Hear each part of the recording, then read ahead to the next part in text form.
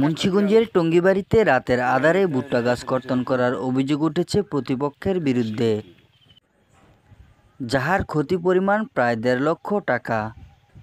এ ঘটনায় জমির মালিক মোসাম্মদ হালিমা বেগম বাদী হয়ে সুলতান আহমেদ ও তার স্ত্রী তাহমিনা বেগমের বিরুদ্ধে টঙ্গীবাড়ি থানায় একটি সাধারণ ডায়েরি করেন।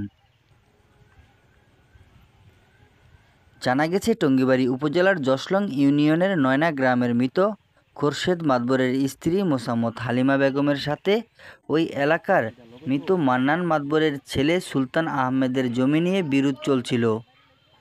এরই জেরে গত শনিবার ৫ এপ্রিল সুলতান গংরা হালিমা বেগমের রোপণকৃত ভুট্টা গাছ কর্তন করে চলে যায়। হালিমা বেগম জানান, আমার স্বামী নেই, আমার নামে ৪১% জমি সরকারের নিকট থেকে লিজ নেওয়া।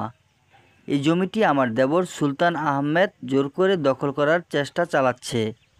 এর পূর্বেও আমার রোপণকৃত সরিষা ও গম গাছ বীজ দিয়ে জ্বালিয়ে দিয়েছে। এছাড়াও সুলতান আহমেদ গংরা আমাকে প্রতিনিয়ত প্রাণনাশের হুমকি দিচ্ছে। এ ব্যাপারে টঙ্গীবাড়ি থানার ওসি মোহাম্মদ মহিদুল ইসলাম জানান, এই ঘটনায় থানায় একটি অভিযোগ হয়েছে, তদন্ত করে আইনগত ব্যবস্থা নেওয়া হবে।